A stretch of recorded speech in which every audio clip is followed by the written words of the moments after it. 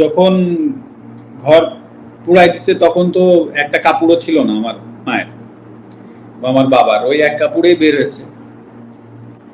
যখন ওইটা হয়, আমার আমার বাড়ির সামনেই বাড়ি হচ্ছে সভাপতি মহোদয়, ওনার বাড়ি প্রথমে ভেঙে ফেলে এবং ওনার গাড়িতে আগুন দিয়ে যায়। তো তারপরে আমাদের বাসায় প্রথম চান্সে কেউ কিছু বলেনি, দ্বিতীয় চান্সে আবার এক দল এসেছে, তারা কয়েকটা ইট পাটকেল মেরেছে। তৃতীয় দফায় আর একটা গ্রুপ এসেছে, তারা বাসায় ঢুকে এরকম কিছু লাঠি দিয়ে বাড়ি টাড়ি দিয়ে ভেঙে চুরে গেছে। চতুর্থ দফায় আর কি, ঠিক মাগরিবের আজানের হয়তো বা আধা ঘন্টা আগে, ওই ওই সময় যারা আসছে চতুর্থ দফায়, ওই সময় ওরা এসে আসলে এই ঘটনাগুলো করেছে, লাস্টে ভেঙে চুরে সব, তারপরে হচ্ছে আগুন দিয়ে দিয়েছে। তো ওই যে বললাম যে আসলে কিছু যে মনে হবে বা কি মনে করব সেটা আমি বুঝতেছি না। আমি সবকিছু মিলেই অবশ্যই আপসেট, যে আসলে যেটা হয়ে গেল সেটা তো আসলে না আমি আমার জায়গা থেকে কিছু করতে পারলাম, না আমি আমার বাবা মা পরিবার পরিজনকেও আসলে সেভ করতে পারলাম আর কি।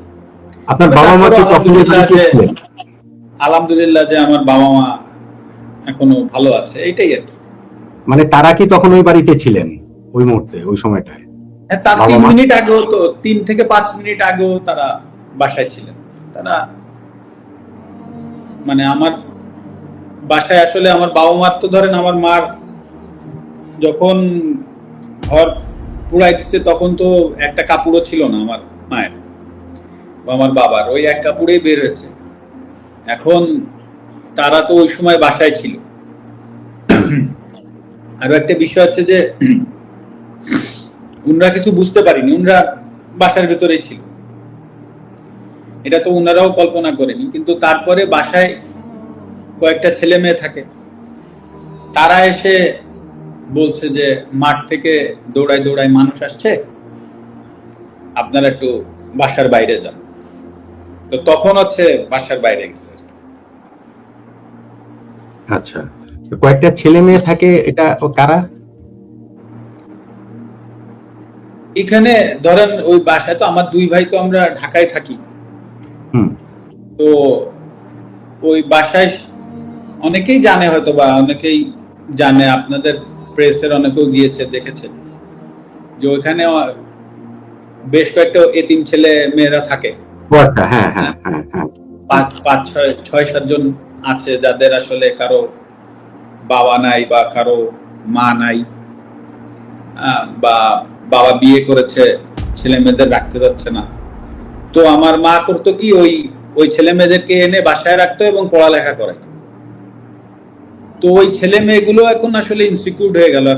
এখন তো ধরেন বাসায় তো এখন কেউ থাকার সুযোগ নাই, সেখানে ওদেরকেও বা আসলে কিভাবে রাখবো বা কি করবো, এখন কিছু না কিছু করতে হবে। এখন দেখি, তো ওরাই আসলে তো আমার বাবা মাকে দেখেই রাখতো, ওরাই আমার বাবা মাকে টেনে ঘর থেকে বের করে নিছে।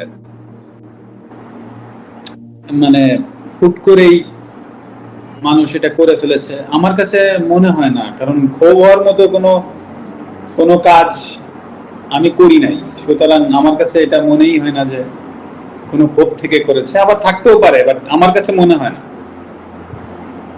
আর আমি যে বাড়িটা নড়াইলে আমার মাকে করে দিয়েছিলাম, যেটা বলছি বারবার, 15 সালে, তো জানি সেই বাড়িটা তো এখন আর নাই, এখন তো ভেঙে চুরে শেষ করে দিয়েছে। তো অনেকেই বলেছে যে বাড়িটার আসলে এখন তুমি চাইলে, বা আমার বাবাকে বলেছে যে আপনি একটা মামলা করে রাখতে পারেন, কে বা কারা, অনেক ভিডিও টিডিও তো আছে, দেখেছি। আমি বলেছি যে না, আমি আমার বাবাকেও বলে দিয়েছি যে এটার কোনো বিচার বর্তমান সরকার বা যারাই আসুক বা যারাই থাকুক বা আসুক, তাদের কাছে আমি এটা নিয়ে কোনো বিচার চাইব না। কারণ এটা আমার কাছে মনে হচ্ছে যে আসলে এই বাড়িটা তো আসলে যশোর থেকে এসে বা খুলনা থেকে এসে বা ঢাকা থেকে যে কেউ ভাঙেনি। নড়াইলের মানুষ কোনো না কোনো জায়গা থেকে উঠে এসে ভাঙছে। তো আসলে আমি নড়াইলের মানুষের বিরুদ্ধে আর বিচার চাইবো না। তো এই বাড়িটি আপনি কবে তৈরি করেছিলেন? এই বাড়ি তৈরি করেছিলাম ভাই 2014 সালের মাঝামাঝি বা শেষের দিকে, 2015 যে হয়তো বা কাজ শেষ হয় আর কি, এটা শেষ হয় আচ্ছা 2014-15 সালে, 2014-15 সালে। আচ্ছা আচ্ছা কোনো আমার যা অ্যাসেট আছে বা ছিল বা আছে এখনো পর্যন্ত, আমার কোনো অ্যাসেটই সেটা 2018 সালের পরে না। আমার নড়াইলের বাড়িও 2014-15 সালে করা। আমার পূর্বাচলের যে জায়গাটা সেটা আমাদের সব প্লেয়াররাই পেয়েছিলাম। তখন হাবিবুল বাশার সুমন ভাই ক্যাপ্টেন ছিল, আপনার মনে আছে কিনা, 2006-5 সালে অস্ট্রেলিয়াকে হারাইলাম আমরা।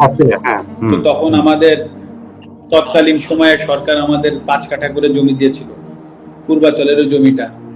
আমার মিরপুরের যে বাড়িটা আছে একটা 2008 সালে করা, আইপিএল খেলে এসে করছি।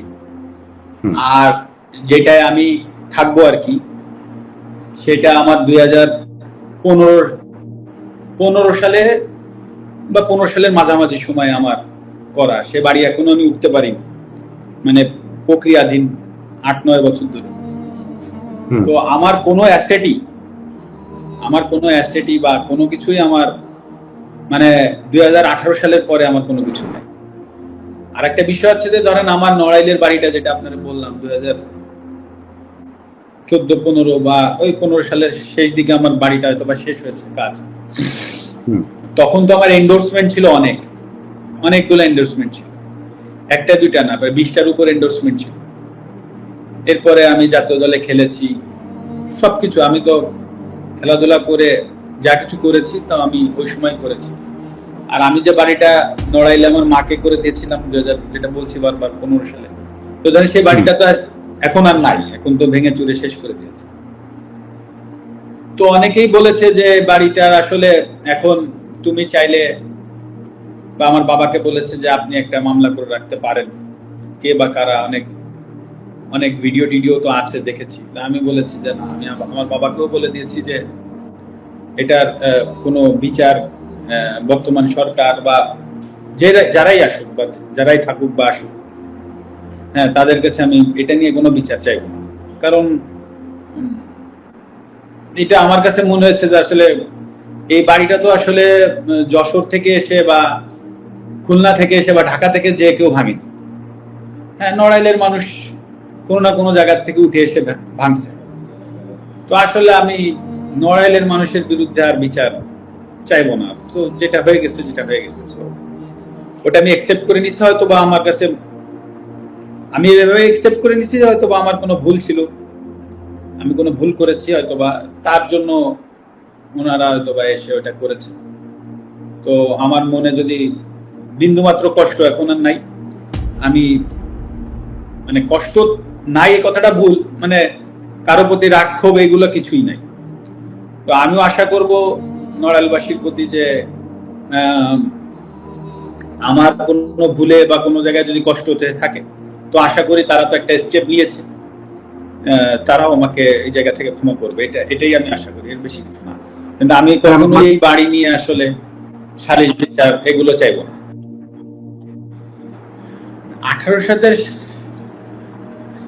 যদি প্রশ্নটা আসলে খেলোয়াড় মাস্টারের কাছে হইলো না, বাট তারপরে আমি উত্তর দিচ্ছি যে 2018 সালের হলফনামা এবং 24 সালের হলফনামা দেখলেই আপনি পরিষ্কার হবেন, এবং তারপরে আপনি সেটাকে জাস্টিফাই করলে, সেটা তো আমি বললে হবে না, সেটাকে জাস্টিফাই করলে পরিষ্কার বোঝা যাবে। শুধু এতটুকুই বলছি যে সেটা দেখলে পরিষ্কারভাবে বোঝা যাবে যে আসলে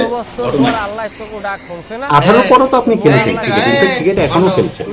তো ক্রিকেটের আয়টা আমার তো নোমান ভাই, আমার কোনো ব্যবসা করি না। আপনি এত সাংবাদিক আছে, আমি কোনোদিন আমার 14 গোষ্ঠীরও মানে ক্লোজ যারা, তাদের কারো কোনো লাইসেন্স পাবেন না যে আমরা কোনো ব্যবসা করেছি, ঠিক আছে? তো আমি নিজেও কোনোদিন কোনো ব্যবসা করিনি। আমার ছোট ভাই তাও আমার যে কাপড়ের একটা ব্যবসা করে, সেটাও অনেক আগে। এই ছাড়া আমাদের বাসায় কেউ